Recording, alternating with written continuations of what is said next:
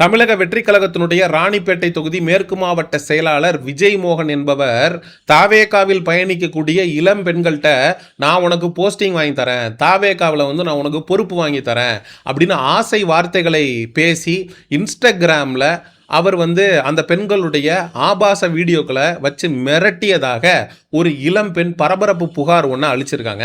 சமீபத்தில் சாட்டை வலையொலிக்கு அவங்க ஒரு பேட்டியும் கொடுத்துருந்தாங்க. இவரால் நிறைய பெண்கள் பாதிக்கப்பட்டிருக்காங்க. நிறைய பேர் வெளியில் வர்றதுக்கு பயப்படுறாங்க. நான் ஒருத்தி தான் தைரியமாக நான் வெளியில் வந்தேன். நான் வெளியில் வர்றதுக்கு முக்கிய காரணம் என்னென்னா, அந்த பெண் அடுக்கடுக்கான குற்றச்சாட்டுகளை முன்வைக்கிறாங்க. முதல்ல இவங்க தான் அந்த நபருக்கு தொடர்பு கொண்டிருக்காங்க, இன்ஸ்டாகிராமில் பேசியிருக்காங்க. நான் விஜயோட தீவிர ரசிகை, நான் தமிழக வெற்றி கழகத்தில் சேர்ந்து பயணிக்கணும்னு நினைக்கிறேன் அப்படின்னு சொன்னப்போ, அப்படியாமா பண்ணிக்கலாம், ஒன்றும் பிரச்சனை இல்லை அப்படின்னு சொல்லி இவர் பேச ஆரம்பிச்சிருக்காரு. அதுக்கப்புறம் அந்த பெண்ணிட்ட வாட்ஸ்அப் என்ன வாங்கி வாட்ஸ்அப்பில் ஆபாசமாக பேச ஆரம்பிச்சிருக்காரு. இந்த மாதிரி உனக்கு நான் பொறுப்பு வாங்கி கொடுக்கணும் அப்படின்னா நீ எனக்கு இணக்கமாக நடந்துக்கணும், நான் சொல்கிறதெல்லாம் செய்யணும் அப்படின்னு அந்த பெண்ணும் இவரை நம்பி ஆபாச வீடியோக்களை அனுப்பிச்சிருக்காங்க. அந்த ஆபாச வீடியோக்களை இவர் ஸ்க்ரீன்ஷாட் எடுத்து வச்சுக்கிட்டு ஸ்க்ரீன் ரெக்கார்டு பண்ணி வச்சுக்கிட்டு இருந்திருக்கார். ஒரு கட்டத்தில் நம்ம ஒரு பொறுப்புக்காக இவர்கிட்ட இந்த அளவுக்கு கேவலமாக பேசி பழகிறது நல்லா இல்லை, வேண்டாம் அப்படின்னு சொல்லிட்டு அந்த நபர்கிட்ட பழக்கத்தை முறிச்சுக்கிறதுக்கான முயற்சியை இந்த பெண் மேற்கொண்டிருக்காங்க. இது சரிப்பட்டு வராது, நம்ம ரெண்டு பேரும் பேசி பழக வேண்டான்னு சொன்னதுக்கப்புறம் அங்கே தான் இந்த விஜய் மோகனுடைய உண்மை முகம் வெளியில் வந்திருக்கு. ஓ அப்படியா, நீ என்னை விட்டு பிரியணும்னு முயற்சி பண்ணுறியா, நீ அன்னைக்கு எனக்கு அனுப்பிச்ச வீடியோ என்கிட்ட இருக்கு, அதை நான் எத்தனை பேருக்கு காட்டுறேன்னு பாரு. என்னுடைய கட்சியில் இருக்கக்கூடிய எனக்கு கீழே பயணிக்கக்கூடிய ஒரு அடிமை கூட்டம் இருக்கு, அந்த அடிமை கூட்டத்துக்கிட்ட நான் உன்னுடைய வீடியோவை அனுப்புனேன்னா அவனுங்க உன்னை ஒட்டுமொத்தமாக அவன் வாழ்க்கையை சீரழிச்சிருவானுங்க அப்படின்னு அந்த பெண்ணை மிரட்ட ஆரம்பிக்கிறார். மிரட்டி பணிய வச்சு மீண்டும் அந்த பெண்கிட்ட காம களியாட்டங்களில் ஈடுபட்டிருக்கார். அப்போ அந்த பெண் வாட்ஸ்அப்பில் ஒரு டிபி வச்சுருக்காங்க. அந்த பெண்ணுக்கு ஒரு மகள் இருக்கு. அந்த மகள் 9வது படிக்கக்கூடிய 14 வயது குழந்தை. அந்த குழந்தைய பார்த்து இந்த விஜய் மோகன் என்ன பேசியிருக்காரு அப்படின்னா, சூப்பர் ஃபிகராக இருக்கிறாளே, இன்னும் ஒரு சில விஷயங்கள்லாம் சொல்ல முடியாது, அந்த அளவுக்கு கேவலமாக ஒரு 14 வயது பெண் என்றும் பாராமல், ஒரு பள்ளி மாணவி என்றும் பாராமல் கேவலமாக பேசியிருக்காரு. இவங்க போய் அந்த ராணிப்பேட்டை தொகுதி எம்எல்ஏ கிட்ட முறையிட்டிருக்காங்க. அவங்க கூப்பிட்டு வச்சு இந்த பாதிக்கப்பட்ட பெண்ணையும் அதுக்கப்புறம் அந்த மாவட்ட செயலாளர் விஜய் மோகனையும் கூப்பிட்டு வச்சு விசாரிக்கிறாங்க. அப்போ அடிக்க போயிருக்காரு. ஏண்டி என் ரேஞ்ச் என்ன, நான் எப்படிப்பட்ட ஆள், நான் உங்ககிட்ட அந்த மாதிரி பேசுகிறேன்னா, உன்னை நான் வீடியோ எடுத்து வச்சுட்டு மிரட்டுறேன்னா அப்படின்னு சொல்லிட்டு அடிக்க பாஞ்சிருக்காரு. அதுக்கப்புறம் அந்த பெண் என்ன பண்ணியிருக்காங்கன்னா, காவல் நிலையத்தில் புகார் அளிச்சிருக்கிறாங்க. அந்த காவல் நிலையத்தில் அளிக்கப்பட்ட புகாரின் பேரில் காவல்துறை 2 நபர்கள் மீது எஃப்ஐஆர் அப்படிங்கிறது பதிவு பண்ணியிருக்காங்க. இந்த விஜய் மோகன் மற்றும் ஜான் பிரிட்டோ அப்படிங்கிற நபர். இந்த ஜான் பிரிட்டோ அப்படிங்கிற நபர் யாருன்னா, விஜய் மோகன் இப்படி ஒரு விஷயத்த பண்ணி மாட்டிக்கிட்டாரு. அந்த பொண்ணு எம்எல்ஏ வரைக்கும் இந்த பிரச்சனையை கொண்டு போயிருச்சு. அந்த ஜான் பிரிட்டோ அப்படிங்கிறவர் அந்த ராணிப்பேட்டை மாவட்டத்தில் ஒரு ஜேர்னலிஸ்டாக இருக்கக்கூடிய நபர். தாவேகாவுடைய சொம்பு அப்படின்னு நினைக்கிறேன். அவர் ஃபோன் பண்ணி மிரட்டியிருக்கார். அவர் எவ்வளோ பெரிய ஆள், அவர் மாவட்ட செயலாளர்.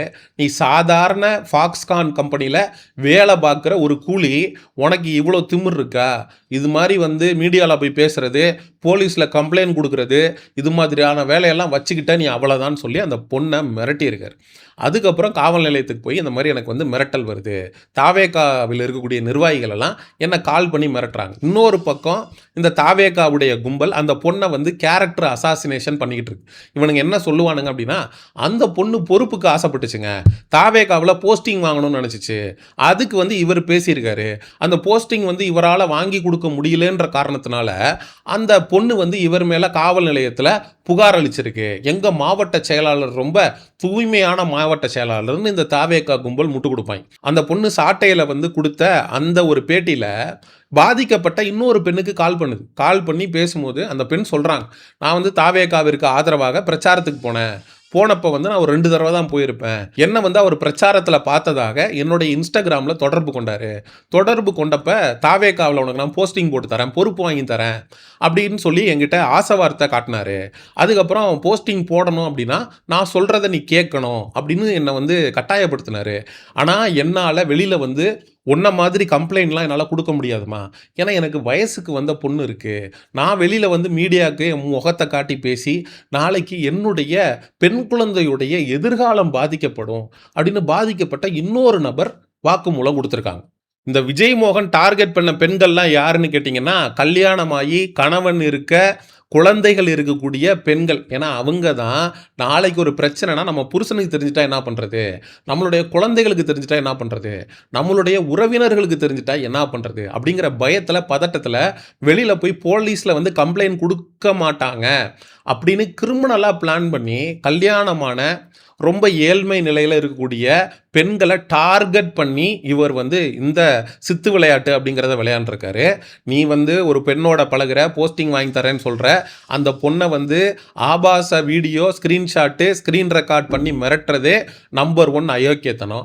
உனக்கு எவ்வளோ தைரியம் இருந்தால் ஒரு 14 வயசு ஸ்கூல் படிக்கக்கூடிய ஒரு குழந்தைய, ஒரு சின்ன பொண்ணை நீ வந்து அந்த தாய்கிட்டையே அந்த பொண்ணு சூப்பர் ஃபிகராக இருக்கா அப்படின்னு நீ பேசியிருப்ப. நியாயமாக பார்த்தா காவல்துறை இந்த விஜய் மோகன் மீது போக்சோ ஆக்டில் எஃப்ஐஆர் அப்படிங்கிறத போட்டிருக்கணும். ஏன்னா 18 வயசு கீழே இருக்கிற பொண்ணை இந்த அளவுக்கு செக்ஸுவலைஸ் பண்ணி ஒரு நபர் பேசுகிறாரு அப்படின்னா போக்சோ ஆக்டில் தான் வந்து ஆக்ஷன் அப்படிங்கிறது அந்த நபருக்கு எதிராக எடுக்கணும்.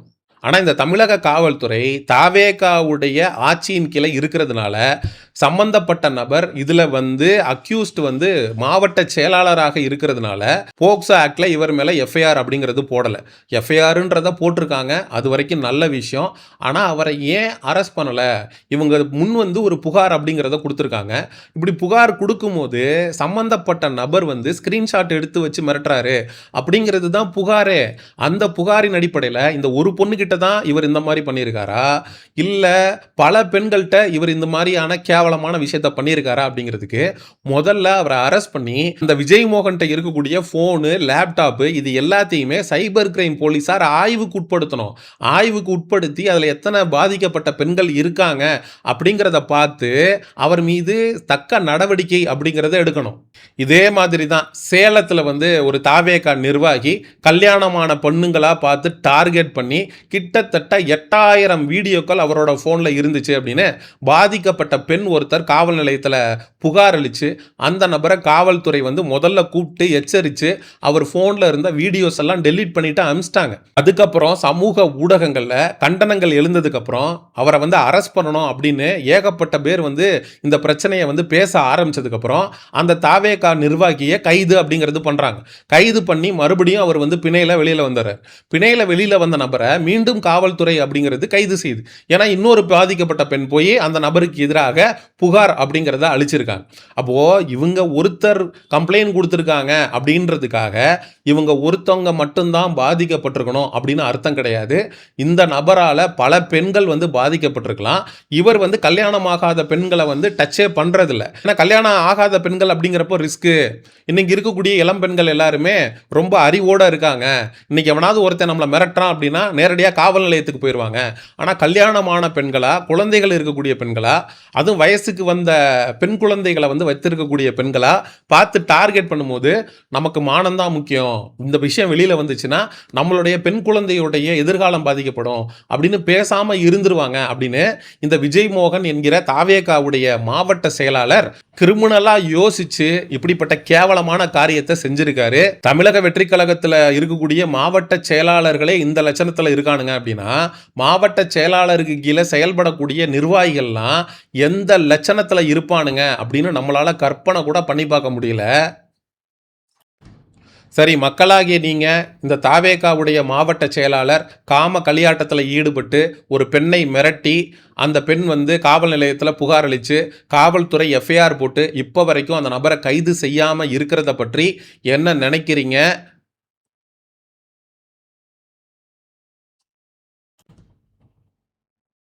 தொடர்ந்து பாலியல் குற்றங்கள்ல இந்த தாவேகாவுடைய நிர்வாகிகள் சிக்கி வருவதை பற்றி மக்களாகிய உங்களுடைய கருத்து என்ன அப்படிங்கிறத மறக்காம கமெண்ட் செக்ஷன்ல சொல்லுங்க.